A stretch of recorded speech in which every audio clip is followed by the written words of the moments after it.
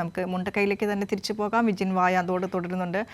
വിജിൻ, സഖാവ് പുഷ്പനെ സന്ദർശിച്ച് മുഖ്യമന്ത്രി പിണറായി വിജയൻ പോകുന്ന വാർത്തയിലേക്ക് നമുക്ക് പോകേണ്ടിയിരുന്നു.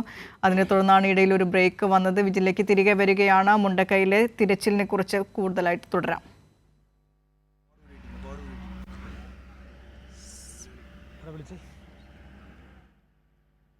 എന്തായാലും ആ തിരച്ചിൽ ഇതിൻ്റെ ഒരു അവസാന ഘട്ടത്തിലേക്ക് എത്തിക്കൊണ്ടിരിക്കുകയാണ്. ഹിറ്റാച്ചി ഇങ്ങെത്തിക്കാനുള്ള ഒരു ശ്രമമായിരുന്നു ഇവിടെ നടന്നത്. ഈ പ്രദേശത്തെ തിരച്ചിലിൻ്റെ കാര്യമാണ് ഞാൻ പറയുന്നത്.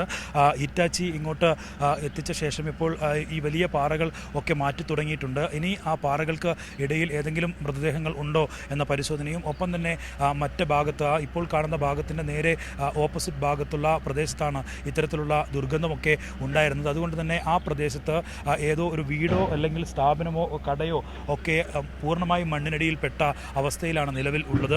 അതുകൊണ്ട് തന്നെ അത് പരിശോധിക്കാനുള്ള ഒരു നീക്കമാണ് ഇപ്പോൾ നടത്തിക്കൊണ്ടിരിക്കുന്നത്.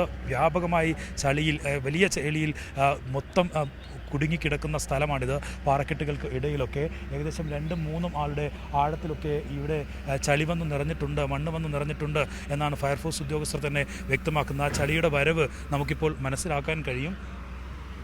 എന്തായാലും അത്ര ശക്തമായ നിലയിൽ ഇപ്പോൾ ചളിയും വെള്ളവുമൊക്കെ ഇങ്ങോട്ട് എത്തിക്കൊണ്ടിരിക്കുന്ന കാഴ്ചയാണ് നമുക്ക് കാണാൻ സാധിക്കുന്നത്. അത്തരത്തിൽ ഇങ്ങനെ വലിയ ഈ പാറകൾക്കിടയിൽ ചളി കുടുങ്ങിക്കിടക്കുന്നു. അതിനിടയിൽ മനുഷ്യാവശിഷ്ടങ്ങളുണ്ടോ, മനുഷ്യൻ്റെ മൃതദേഹങ്ങളുണ്ടോ എന്ന കാര്യം ഒക്കെയാണ് പരിശോധന നടത്തിക്കൊണ്ടിരിക്കുന്നത്. ഇതുപോലെ മറ്റ് മേഖലകളിലും നടക്കുന്നുണ്ട്. പക്ഷേ ഇവിടെയാണ് പ്രധാനമായും ഇത്തരത്തിൽ ദുർഗന്ധമൊക്കെ ഉണ്ടാവുകയും വീടിൻ്റെ അവശിഷ്ടങ്ങൾ ഒക്കെ കണ്ടെത്താൻ കഴിയുകയും ചെയ്തത്. ഇതിന് തൊട്ട് മുകളിലായിട്ടാണ് ഏകദേശം 6ഓളം കുടുംബങ്ങൾ ഒക്കെ ഉണ്ടായിരുന്നത്. അതുകൊണ്ട് തന്നെ ഈ പ്രദേശത്ത് നിന്ന് മൃതദേഹം കിട്ടാനുള്ള സാധ്യതകൾ കണക്കിലെടുത്താണ് ഈ പ്രദേശത്ത് കേന്ദ്രീകരിച്ച് കൂടുതൽ ഈ സംഘങ്ങൾ എത്തി ഇവിടെ പരിശോധന ഇപ്പോഴും തുറന്നുകൊണ്ടിരിക്കുന്നത്.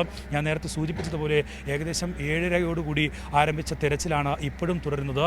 അതിനിടയിൽ ഒരു പ്രതിസന്ധിയായിരുന്നത് ഇങ്ങോട്ട് ഹിറ്റാച്ചി എത്തിക്കാൻ കഴിയാതിരുന്നത് തന്നെയാണ്.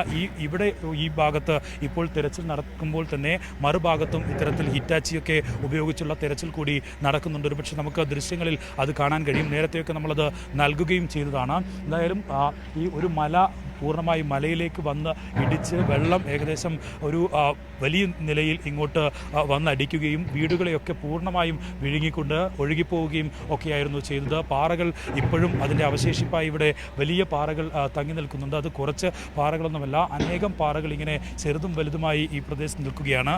അതിനിടയിലാണ് ചളി വന്ന് നിറഞ്ഞിരിക്കുന്നത്. ഈ ചളിയുടെ അടിയിലും ചെറിയ പാറകൾ ഉണ്ട് എന്നാണ് ഫയർഫോഴ്സ് ഉദ്യോഗസ്ഥർ തന്നെ വ്യക്തമാക്കുകയും ചെയ്തിട്ടുള്ളത്. എന്തായാലും അതിദുഷ്കരമായ ഒരു തിരച്ചിൽ ദൗത്യമാണ് ഇപ്പോൾ നടന്നുകൊണ്ടിരിക്കുന്നത്.